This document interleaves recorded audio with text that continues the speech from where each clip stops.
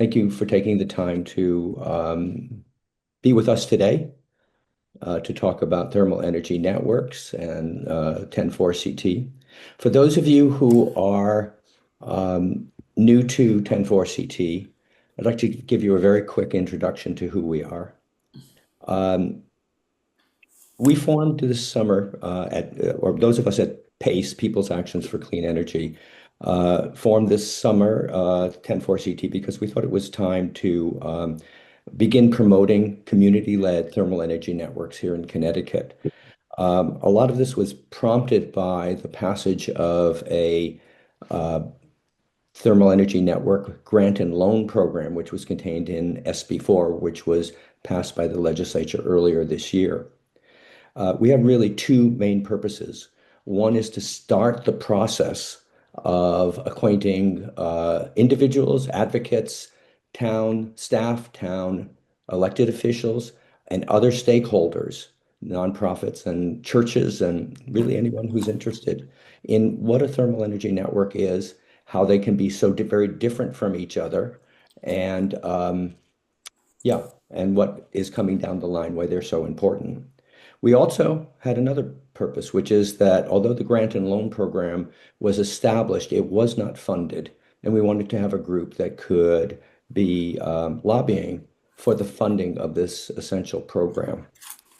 So the grant and loan program, the 10 grant and loan program, was passed, I believe, you know, to promote community-led thermal energy networks, mostly in the form of providing grants to various communities uh, to choose to apply to do feasibility studies. And these feasibility studies will be partly technical, but in large part they're social. They're community building, they're stakeholder identifying. And the process of doing the feasibility study is as important as hiring a consultant and having a product at the end, a report. But the report is important. Uh, if communities want to go further to develop community-led thermal energy networks, then a feasibility study is really essential to going after more funding from nonprofits, from the state, from the federal government, which is a lot friendlier to thermal energy networks than it is to other clean energy solutions, uh, from private investors. But the thermal energy, the feasibility study is just essential. So I'm really pleased to be able to introduce Jared Rodriguez, our first speaker today. He is a real leader in the movement to develop community-led thermal energy networks.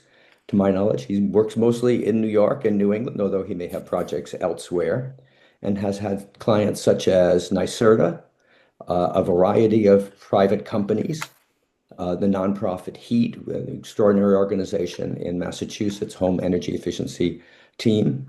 The city of New Haven has been a client as they've developed a thermal energy network connecting Union Station and a parcel across the street owned by the city.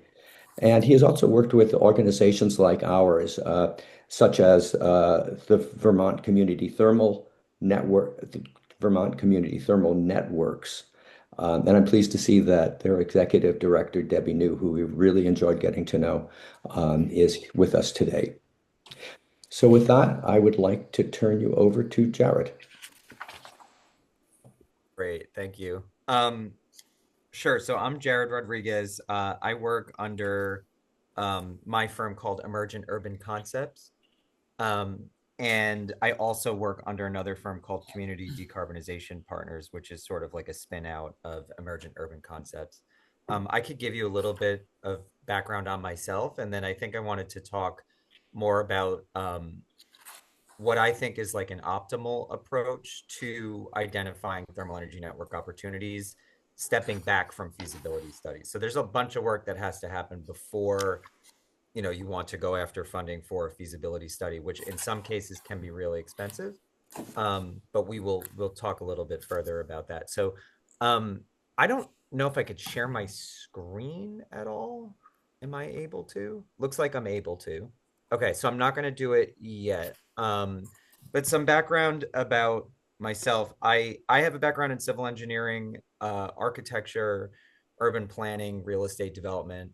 So kind of like a little bit of everything. I worked for about a decade with a very large real estate firm in New York City that has holdings in New Jersey and Florida and California, Washington State, across 20 million square feet of commercial space and, you know, about 25,000 apartment units, plus a lot of retail. Um, so I was managing effectively energy for a really diverse portfolio of buildings, a lot of buildings, like as many buildings as might be in a small town, right? With as many people in a small town. And so I realized, there are there are commonalities between buildings, sure. But buildings really are kind of snowflakes, and then the people within them are too. So you've got snowflakes upon snowflakes. And so anytime anyone sort of is pitching a solution, right, and says that it's adaptable to every scenario, that for me at least falls a little bit flat because it's not really the solution or the specific solution for a building that's applicable. It's the approach to identifying the solutions that's applicable and replicable. So I could talk a little bit about that. Um, so spent about 10 years doing energy conservation work. I had already been like very much aware of building performance standards that were beginning to emerge. So in New York, for example, it's the benchmarking law, and then that became an auditing law, and then that auditing law became we're going to put letter grades on every building depending on how the buildings perform. And then it became, now we're going to regulate emissions and actually require emissions reductions through a law called Local Law 97. Toward the end of my time there, I was actually a lobbyist, and I was working on the Inflation Reduction Act, aspects of that, including expanding definitions for the investment tax credit to thermal energy, commercial tax credit, called 179D, which no longer exists, and a few other aspects of that. Also got very involved in New York City Local Law 97 and Climate Mobilization Act, so got to participate in the creation of that. Could everyone go off mute if you get a chance? It might be helpful.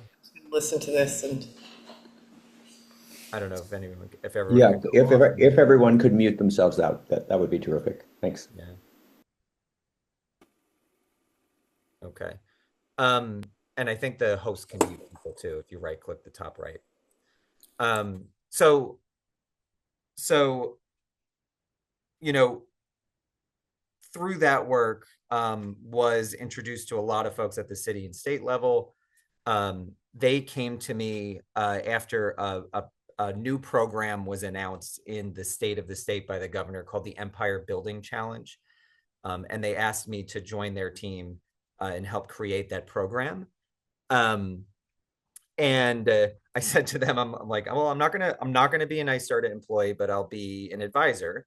And that's kind of when, I kicked off this advisory work, to focus on mostly buildings decarbonization. So through that work, I realized that there were a lot of sort of gaps in the market relating to identifying the best opportunities in buildings for decarbonization. Um, Mechanical engineers at the time, this was back in like 2018, 19, weren't necessarily sure of the best way of decarbonizing large buildings, right? And there were proposals coming out that were making it seem that decarbonization was uneconomic or even just technically impossible. And so kind of wanted to dive into like what were the misconceptions and even the myths, or what were um, the faults in their approach that were leading them to produce these solutions. So I worked with NYSERDA and Rocky Mountain Institute and a number of other organizations to create a framework called, or what we called, resource efficient decarbonization. And this is where I'm going to share my screen a little bit. So you'll see reference to resource efficient decarbonization at the neighborhood scale. So resource efficient decarbonization is effectively, and I'll make that bigger so you can see it. It's effectively a rule of thumb or a framework or even like a thinking heuristic that can help you order projects that can reduce emissions in individual buildings or across campuses. And as we continue to develop this approach, we realize this isn't just like applicable to individual buildings. This is applicable to maybe entire blocks or neighborhoods or even towns or cities. And so it's basically understand the existing conditions inside and out. So, what is the building? How does it move heat? How does it move cooling? How does it produce that either centrally or distributed in a distributed way or decentrally? How does the heat or the cool get into the room? And then where is heat leaving the building, for example? Is it leaking through the facade? Is it being flushed down the drain? Is it purposely rejected when you're doing cooling, etc.? So then go about the business of, after you fully understand the building, when, where, how, why energy is being consumed, start to do strategic reductions in energy consumption. And we've been doing this for forever, right? 150, 200 years, we've been improving energy efficiency in buildings. So that doesn't change. We still have to do this before we electrify. It's a critically important role. Energy conservation is a huge effort that is part of electrification. They're not separate. Then you find where all that leaking energy is going, and you go about the business of recovering it. And this is where it gets interesting with thermal energy networks, because if you can't use all of that heat that you've recovered from a building at that time, right, temporally, you either have to store it or you have to share it with someone that needs the heat at that time. So, say in the morning, everyone's taking showers and all that heat's going down the drain. Can the building actually use all of that heat in the morning? No, because everyone's getting ready to go to work anyway. And you don't need to fully heat the building throughout the day in the middle of the winter, for example. So where does it go? It can go to a building next door, or it can go to maybe an office building that does need to heat in the morning as people are arriving for work, or it could go to a library that's active all day, for example. So once you're doing that and you've reduced energy consumption and you've recovered waste heat in an appropriate way, you then integrate reconfiguring building systems so that you can partially electrify. And so when people think of electrification, they think literal electricity. I need to have the electric service in place. I need to have the wires. I need to have the capacity from the utility in order to electrify. That's not what it means, right? It does mean that, but it also means how can I move heat around the building from recovered heat, right? How can I extract heat from my environment in the appropriate way to get it to where it needs to be and when? And that might include partial efforts or partial electrification efforts before you attempt to do the whole thing. Because doing the whole thing all at once, even in an individual building, is really, really difficult. And that's where you run into some problems relating to economics or, other logistical issues. So don't try to go for the whole thing and think that nothing else is good enough. Partial is good enough as you make your way to full electrification over time. So just wanted to kind of frame that a little bit. So I mentioned, heat recovery. Think twice about ventilation, for example. Every time we evacuate air from a hospital, if we're not capturing that heat in the middle of the winter, it's being blown out the roof. And then you have to make that heat up as you take in fresh air that's cold. And the inverse happens in the summer. So like, let's not do that. We've got plenty of ways of not doing that. Let's start incorporating that into our buildings. This issue of extracting heat from wastewater, I think, is a critically important issue that can be done at the building scale or the neighborhood scale, or even at a wastewater treatment plant centrally. And then the idea that cooling produces heat is not necessarily intuitive for folks, but a lot of the steam that is seen in this image is actually steam that's coming off of cooling towers in the dead of winter.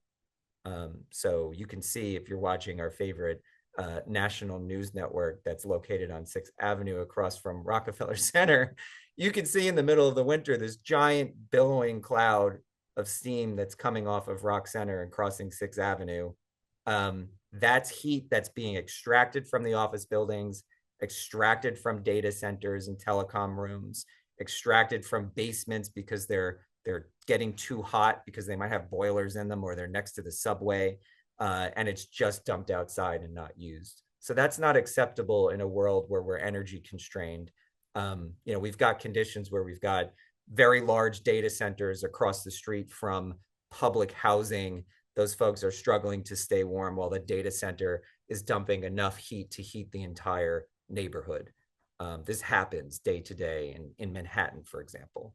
Not acceptable.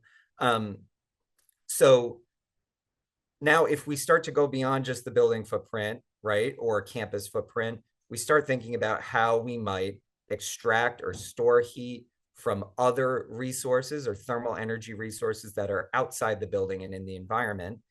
And then we think about how we might share those between multiple buildings. So waste heat is still a major, major opportunity before we even go to geothermal, right? So I hear oftentimes thermal energy networks are framed as geothermal.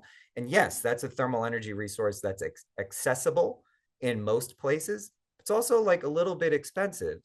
So how do we look around a neighborhood and do an assessment of other thermal energy resources that exist in order to extract those lower cost thermal energy resources before we go after the higher cost thermal energy resources? And some of those might be, again, wastewater, waste heat from industrial processes, data centers, telecom buildings, even heat from solar, for example, either solar thermal or solar electric gets pretty hot when the sun hits it. There are ways to take the heat off the back of the panel and actually make it operate a little bit more efficiently. We could get into a whole discussion about thermal energy resources and how many of them there are. But every community has a different resource that's available to it. And I'll talk a little bit more about that. And so let's see. So, really the first step here in approaching this issue from either a municipal perspective or even a regional perspective is who are the key players that are going to ultimately be decision makers on the way to developing a thermal energy network. So we don't start off with imagining what a thermal energy network might be. Not at all. We start off by understanding what our community actually is, right? And who the key decision makers are. And then we build a coalition to get everybody on the same page, understanding what this is and what that local opportunity might be before we go after hiring anyone to do a feasibility study. Because just if you didn't know this, right, with designers and consultants, if you don't scope a very tight scope of work and define it pretty tightly, they will absolutely run the clock and either give you an expensive study that's not necessarily actionable, or give you a study that's too broad and doesn't really get you to where you need to go. So this work, I think, is critically important. And it's work that you are already sort of within this group. There are folks discussing how do you start a coalition in a really effective way. Then the next step after that is as we begin to identify thermal energy resources almost in a collective way across our coalition, like in a place-based exercise, right? And I'll talk about what that might mean. We can do matchmaking on the local level. That could be industrial matchmaking, right? It could be between a wastewater treatment plant and maybe like a cheese factory, which is something that we've seen in Vermont, for example. Or it could be that data center and multifamily development and or even new development that's planned. Or it could be between a train station and major housing redevelopment, like in the case of New Haven, for example. So this issue of identifying your coalition, identifying your active participants and your active decision makers, and then doing that matchmaking is critically, critically important for you to determine what zones in your community are ripe for thermal energy network development, because this doesn't work everywhere. This is not something that's going to serve an entire town. Can it serve a downtown? Yes. Can it serve an industrial park? Absolutely. Is it going to serve a really sort of diffuse suburban neighborhood with just single family homes? Probably not. So just want to put that out there a little bit. And then in terms of next steps, right? Forming the coalition is absolutely important. Um, Developing sort of like a thermal access agreement or authorizing some developer to perform within the community, I think is really, really important. Identifying who's going to own the system, right? Which ownership pathways are viable or allowable in a community is also really important. So, in New York, we're developing a regulatory framework that brings as many different participants to the thermal energy network table as possible from a developer perspective. That includes incumbent investor-owned utilities like Eversource. It includes municipalities. It includes local development corporations or economic development corporations or nonprofits. And then it includes other private developers, right? So what's acceptable in your community? We are aware of plenty of communities that think that it is not acceptable to grant an investor-owned utility the right to develop thermal energy networks because it should be a public right. It should be a public provision owned by the municipality. There are folks that come down on either side of this, and it's like a very, I'd say, intense debate over whose role is this. But that's for your community to decide after they've been given enough information. So then engaging that developer, right, or whomever it is, whatever entity that is that's going to advance the project, very, very important before feasibility study begins, because someone has to be responsible for determining how this project's going to get developed.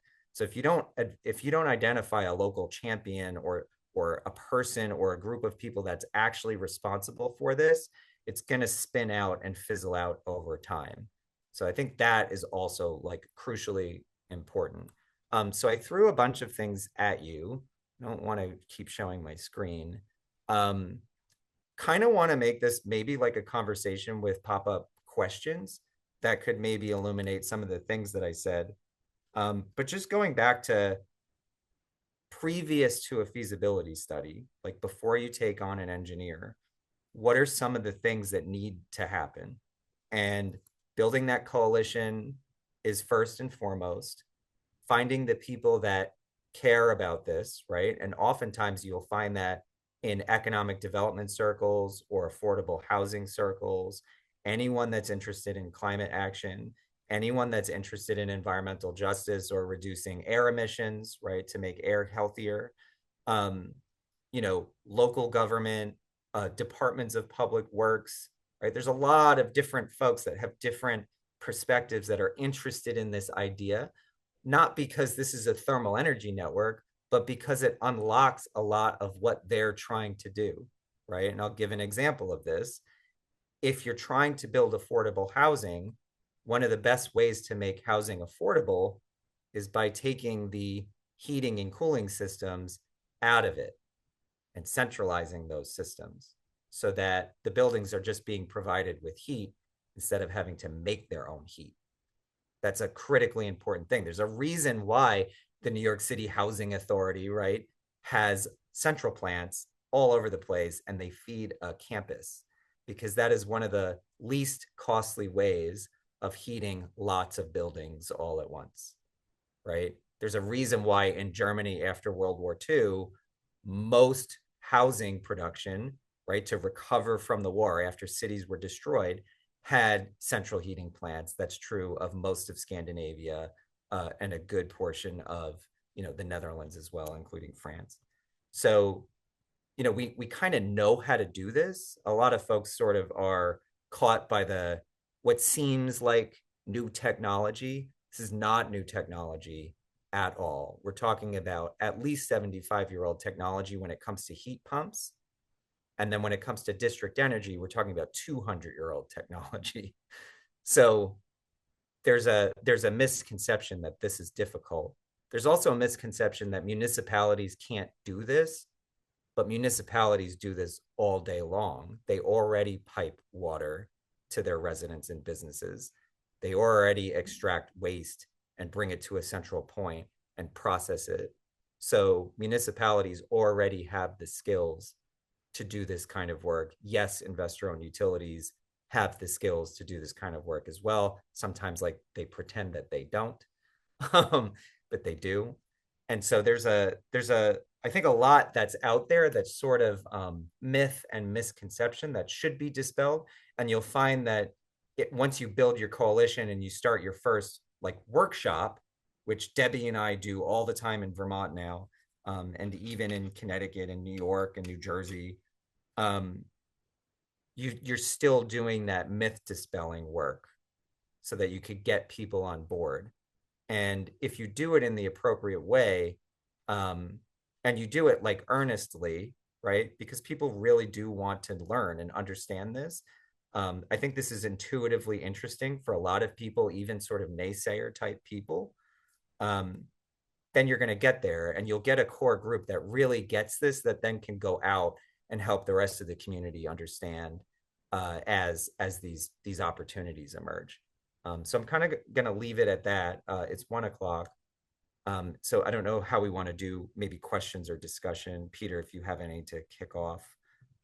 I think let's take one or two questions, and then I'd like to move on to Lianne, who's going to tell us some more specifics about how to go about forming a coalition and getting the ball rolling in communities here in Connecticut. If anybody has a strong, immediate question for Jared, let's take it now, and then if not, we'll move on to Lianne and then take questions for both at the end.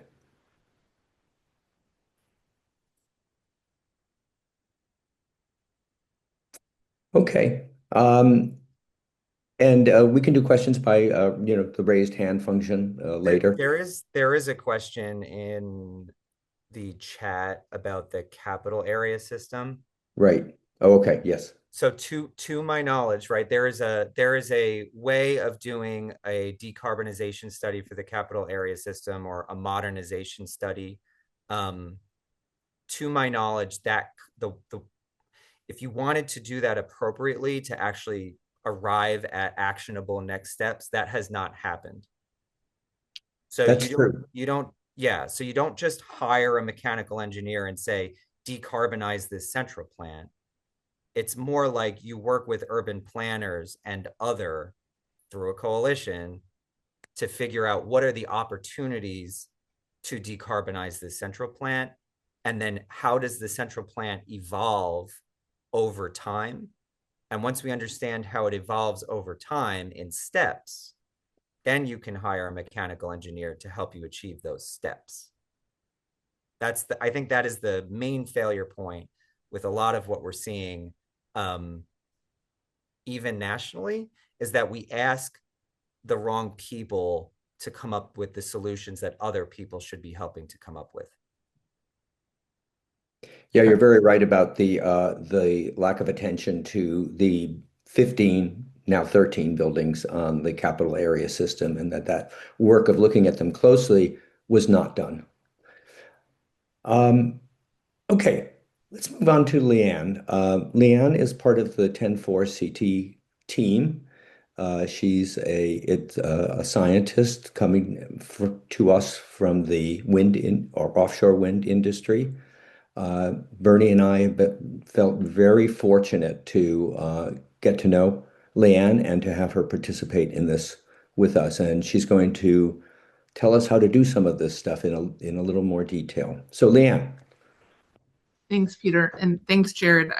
That was great. Tons of information there, and I think we can let a lot of that ruminate while I walk through these slides, and maybe folks will have time to Right. think of questions because Jared's a great resource on this topic, and really echoing a lot of points Jared just made and points we've heard in the earlier meetings is that it's the time is now to start talking to folks, to start building this coalition. And so what we're hoping to do through this 10-4 CT group is to gather resources to help you take this first step. And let's see. as Peter said at the start of the call, the goal of this activity is really centered around this imminent, or we're anticipating funding in this Connecticut 10 grant program. So that is the motivation for this activity, which initially was to help folks prepare for that funding opportunity by identifying opportunities. And the more we thought about it, we talked to our speakers, we talked to Jared, it's clear that building this local coalition is going to be a byproduct of preparing for that grant opportunity, but also really fundamental to the success of any initiative. And then at the same time, as Peter said at the start, we're also working towards maximizing the success of that grant program and helping find funding for it. So all three of these pieces will really feed off each other, feed back into each other, and are all part of this activity. Through discussions with the CT, our 10 for CT team, as well as Jared and Debbie New, I've been thinking about what this process might look like, and I'm thinking about a tree. So as we're identifying opportunities, we really want to gather everything that's out there, put everything on the table, and to me, this is the canopy of the tree. And we're also building the coalition, which to me is the root system. It's creating or anchoring the tree in our community. And over time, I see two things happening. We want to grow that coalition, so strengthen the roots in the community, while we hone or prune or prioritize opportunities that make sense. And that's a lot of what Jared was talking about, finding the right team to help you prioritize. All right, so I wanted to start by highlighting lessons we learned from past meetings, and a lot of these points Jared stated really eloquently. One of them is identifying clear goals. This was really key to the HEAT presentation, the Kickstart presentation from Massachusetts. So this could be decarbonization, it could be energy efficiency, it could be clean air and healthy lungs. But if you have a clear goal, that will ground your mission with your community. Finding an anchor institution, this could be a school or any other institution that has planned construction, like the library in Manchester, as we learned from Chris Till. And another key message that came out of Chris's talk and some other presentations is looking for, and really Jared, you said this too, is looking for opportunities for geothermal now, or maybe electrification now is what I should have said here, and networking later. So looking for ways that you can split this up into pieces so that the economic factors don't weigh the whole project down. And then also balancing the network. So looking for opportunities to include commercial as well as residential buildings, heat sources as well as heat sinks. So I'm being a little repetitive here, but this is all background to the first step, which we think is forming a group. And to help you do that, we would like to use the Google groups that a lot of you have already signed up for. So if you haven't signed up for it, please reach out to me, Peter, or Bernie, and we'll get you onto the platform. And we'll have a discussion board there. Are you looking for folks in your region? Or maybe you already have a team, and this can be a central place for you to communicate asynchronously from these meetings. We've also drafted template emails to help you reach out to folks. So that first step of putting pen to paper is not a hurdle. And take it or leave it. But we wanted to provide some sort of resource to help you with this type of outreach. And we're, to some degree, flying the plane as we build it here. So we're starting to do this in West Hartford, and I'm going to highlight some of the work we've done already. We're in very early days here. Bernie is part of the Sustainable West Hartford Commission, and so he was able to bring this group together through the energy working group including Catherine, who might be on the call right now, who works for the town. And so we were able to have one meeting and start to gather information, which is the next step. So in terms of gathering information, what we would like to recommend is that everyone starts with this simple worksheet that Jared and Debbie knew from Vermont Community Thermal Network, from the Vermont Community Thermal Network team put together. It's one page, so it's not a huge lift, and will help you start to gather information, gather what opportunities are out there. We haven't completed that worksheet in West Hartford, but we did have one meeting, and I thought it would be helpful just to share what we got out of that conversation. So the first thing is that there have been recent or upcoming projects that already included geothermal. So there's opportunity on the table that could help move us towards that network. The first is the Elmwood Community Center. We're planning a new project to build a new center, and the plan is to include geothermal. And it turns out this planned location is actually less than a mile from the new Charter Oak International Academy, which also has geothermal. So there's opportunity in the same part of West Hartford. It's the southeast part of West Hartford, near Hartford. We had a conversation. We recognize that it's important to identify campuses with maybe other resources like shared boiler-powered heating loops. We felt like there was a need to understand permitting allowances at the state and local level, and we really wanted to identify more opportunities. So not just what we came up with quickly, but digging a bit deeper. I wanted to map these two opportunities out there for the group. So the red polygons here are showing environmental justice block groups. And I want to highlight the Charter Oak International Academy, as well as the planned location for the Elmwood Community Center. So here's Hartford, here's West Hartford. Zooming in a little bit more, you can see the Elmwood Community Center here is near Beachland Park, and less than a mile away, we have the school. In that area, there's also the Army Reserve campus, which is a series of buildings. There's a Triumph building. There's grocery stores in the area. So this is the type of information we're starting to think about, and we'll start to add to that worksheet that I showed you on that earlier slide. Checking my time here. Okay. Just a couple more slides left. So we're hoping to motivate people to do this, but we don't want everyone to work in a silo. So again, bringing in the Google Groups here, we are hoping that this will become an active discussion board where people can post questions, for example, about wastewater heat, just to learn from each other. So, we think that this could really help facilitate engagement between people in different phases of their project, folks who are just brand new here, and other folks who are maybe a little bit further down the road. And then finally, we're hoping that everyone will share their completed worksheet with us so that we can use that information to help lobby for this funding to really get the get the state to that next level.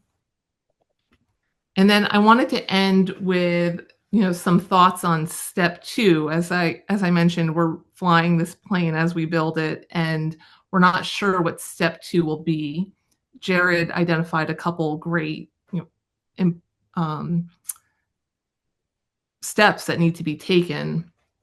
I'm thinking about 3 different types of things groups might want to do. One is stakeholder engagement. The Carbon Trust has documentation to help you with this for this type of thermal network.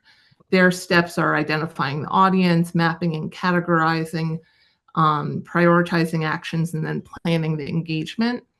Jared and Debbie New, again, from the Vermont Community Thermal Networks, run these workshops that can help you address misconceptions, prioritize, identify the best ownership model for your community.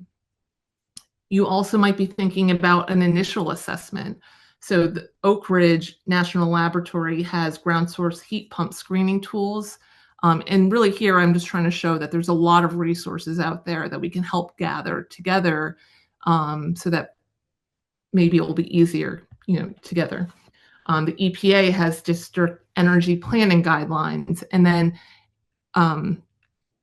Eric Ryan on the call here has built this website, Joule, which has physics-based evaluations. And Eric, please feel free to speak up during the discussion to tell us more about that.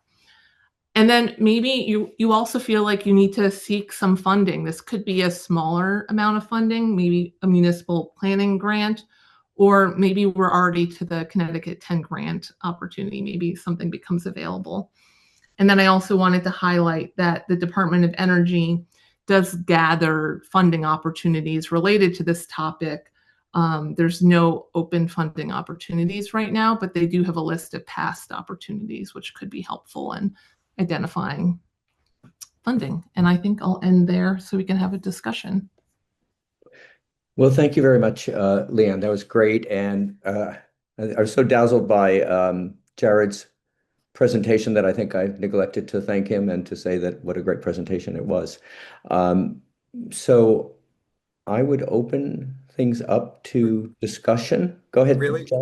Really quick, just to add to Leanne's comments on funding. So oftentimes you could look in other pots where you might not expect funding to be, like municipal planning grants or economic development grants, or even housing preservation grants, transit-oriented development planning, etc., that can fund the planning necessary to identify your project. So that's what we've been doing this throughout, New York and Vermont, even in New Jersey a little. That's a big opportunity. It's more so an opportunity. I would say it's a bigger opportunity than energy related grants. Great. Just want to say. I have a first question, unless if somebody else has a question, jump in, but otherwise I have a question. Bernie raised his hand. Go ahead. Peter, if you want to go first, be my guest. No, but you go ahead. Actually, exactly on what you just said, Jared. We have utility administered efficiency programs through Energize Connecticut, and on the commercial side especially, they are efficient HVAC, they are building shell improvements. But I'm thinking, I was really struck by I think your second slide where you talked about the steps to decarbonization and that idea of finding heat within the building right now you're just venting, even as you're making it over here. And in your experience or in Debbie's experience, do you see state-run efficiency programs allow that, take the heat from here and move it to here as measures? Yeah. So I developed a program with NYSERDA, their heat recovery program, to do just that. So they are funding. It's like a multi-phase type of program where you can get funding for project identification and studies, and then you can get funding for like capital, so actual investment in the heat recovery. I'm also working on like a policy and regulatory framework for ACEEE on industrial heat recovery and sharing, which I think has like tremendous potential, even in smaller towns, right? Because again, like data center, telecom building, wastewater treatment plant, that would qualify as like an industrial heat recovery opportunity. To your point about like efficiency work and maybe even electrification or decarb programs that exist, all of that can be leveraged to prepare the building to be connected. So like none of this has to happen at once. It's just as if you can understand your trajectory, right? You just don't want to make any sort of bets. Like you want to take steps in a particular order, so it's always no regrets, if that makes sense. So what's one of the best things that you could do to prepare a building? Move to lower temperature heating and cooling distribution, right? If your building has steam, can't use steam anymore. You got to move to a lower temperature hydronic or ductwork, right? So there's particular steps that each individual can take to be preparing for something. I think that's really important. And then I think that's I think that's it. That's all I'm going to say right now. I'll quickly just say I love that because clearly the steps that Leanne laid out, where we're going to identify standalone buildings and look for campuses and connections, but this is within a building, within one owner. Some of these preparatory steps are more bite-sized, and Yeah. so I think that's really And important. I think the other thing to understand here is like this isn't one project. It's lots of projects. It's lots of things that are iterative and then sometimes have overlap and sometimes don't. So like if you could pull something off where there's overlap between multiple and you could leverage that somehow to make it more viable, that's great, right? Like that's amazing. But if not, you still have wins. You can, if Still you with say you were just extracting heat from a grocery store and using it to make hot water in the grocery store, you have a win. I, Yeah. I love it. I do too. Jared, could you tell us more about the workshops that you're doing in New Hampshire, in Vermont, and yeah, just more Yeah, about. yeah, so I mean to Leanne's point, right? Like you identify the coalition, you build the coalition, you do that in a place-based way, right? So like typically where does a thermal energy network work? It works around a downtown. And so what organizations are interested in that downtown succeeding, right? So so then you find those people, you plan ahead and you invite them to one of these workshops. And I'd say the first half of the workshop is like, who are we and what is my community? Because believe it or not, a lot of people don't even know. There are people that will live in a place for 30 years and not realize that everyone agrees that the community is this particular thing. So just getting people on, someone made a really funny joke. Um, Getting people on the same page is really important. Like this is very important because until people are on the same page, can you start to plan together? And so then the second half of the workshop is like actual planning. So there's maps and there's you give them the tools to identify thermal energy resources and you get people to start talking about, oh, well, I know the owner of this building and they're going to do a renovation on the building. And bringing all of that to the table is like really, really important if you're going to start to craft what your next steps are.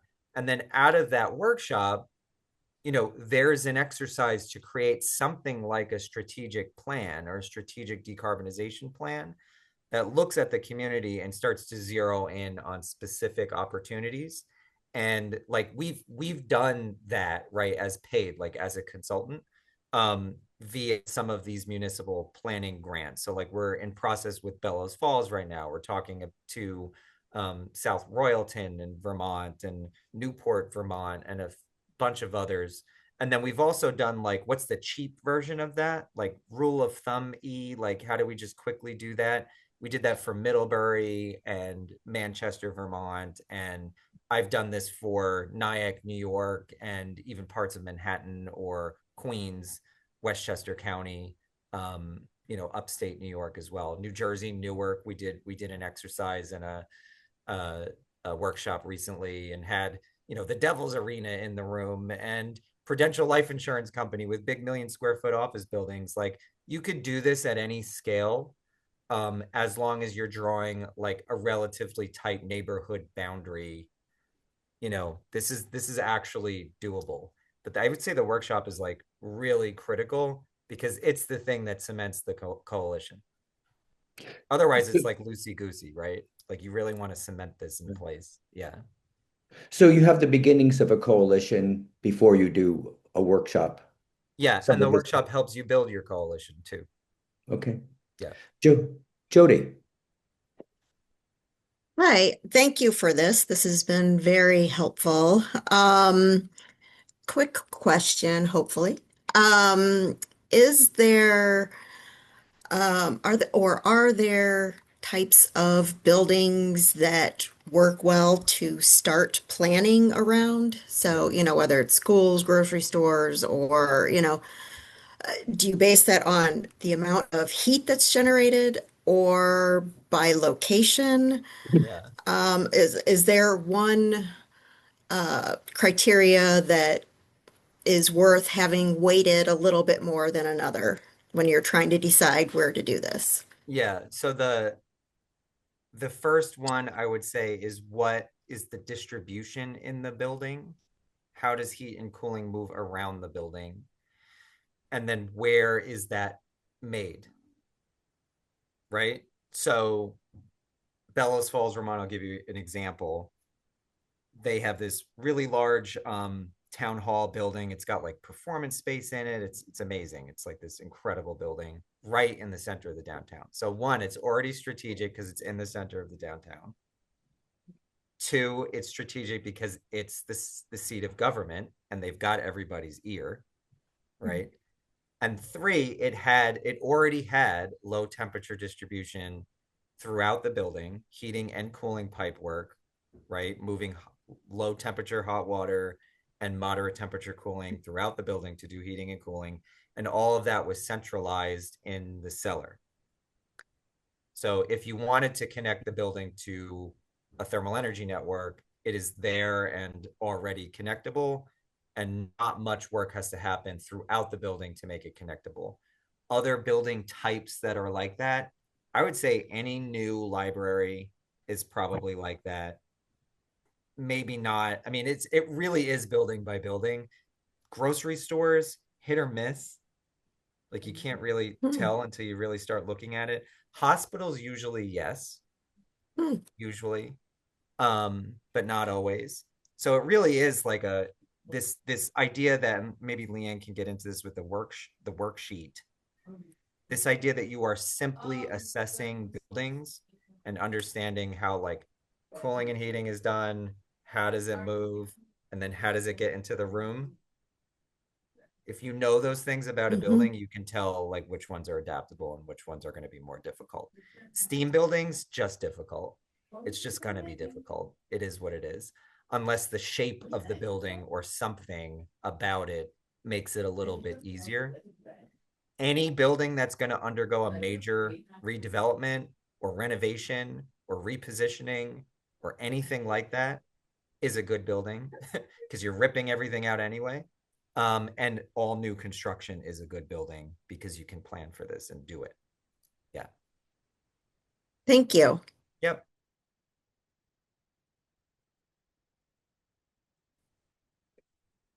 You know, you're mentioning libraries, Jared, reminds me of a tale of two libraries. Um, Chris Till in Manchester, who gave an excellent presentation, and I would urge everyone to take a look at it. I think it's one of our recorded meetings, um, maybe two meetings ago.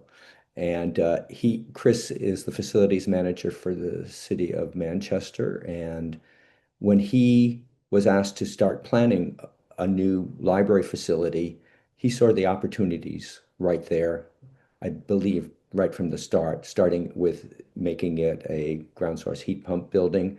In fact, more than that, zero energy, net energy building. And that this could be the anchor and the catalyst for a thermal energy network going up and down the main street. I'm hesitant to bring up the other library, but somebody started telling me about a library in another city where it's going to be dedicated soon, and it's not going to be a ground source heat pump building, and for whatever reason. And I think that one of the things that the things that we can do is to identify more opportunities where a new library can be what Chris Till has done. And somebody should have brought up in this other city, um, why not do a ground source heat pump building? What are the opportunities for this new library instead of making it another fossil fuel heated building? I mean, So just to add to this, go, right? This sure. idea of like intervening in some trajectory, like a business as usual trajectory, critically important. So that's why planning is so important because there's no way for you to even know that these opportunities are coming or planned, right? So like you have to work with the municipality and the planners, right, to know what's coming. The planning board, the zoning board, right? Anyone that's doing a comprehensive plan should have this incorporated. Havistraw, New York, right, had thermal energy networks in their comprehensive plan and got selected as one of the New York thermal energy network pilots because it was already in the plan. And it was only in the plan because I was the chairman of the comprehensive plan board, in 2019. So like getting ahead of this, like this is long range, right? Like you're looking out 5, 10 years, being ahead of it is very important. And then also I just want to compel everyone, like, do not fall in love with a technology. Don't pick a technology. The technology opportunity will present itself by the conditions at the location or by the building itself, right? So what's better is the building connectable? If you can't get to geo, because geo's tough, right? Geo is difficult. If you can't get to all geo, just make sure that it is connectable to geo in the future or to a thermal energy network in the future. And you've done your job, right? You haven't won the war, right? But you've won this battle for now. And you can come back and correct maybe what was done incorrectly. But it's not this all or nothing. Like, don't do the all or nothing thing, because that's a trap. Yeah. And Chris has his hand up. Yeah, Chris, when did you go next? Yeah, I just wanted to add, I'd like to say that when the Manchester Library went to referendum, that we had this grand vision of the library being a zero energy, fully electric building. The truth is that it wasn't. And Manchester had a library referendum that failed about 10 years ago. So the emphasis really was on getting this referendum approved as just a conventional building. And, fortunately, with my position and my experience working on other zero energy projects, I was able to intervene early after the referendum passed, but right at the beginning of the design process, and point out the fact that with Eversource's program for Path 1 and the $4,000 a ton incentive and the investment tax credit, that actually, although on its own, the geothermal is a more expensive upfront cost, but with all the incentives, it is actually the least costly system. So there was a very narrow window of time that I was able to kind of jump in and say, wait, time out.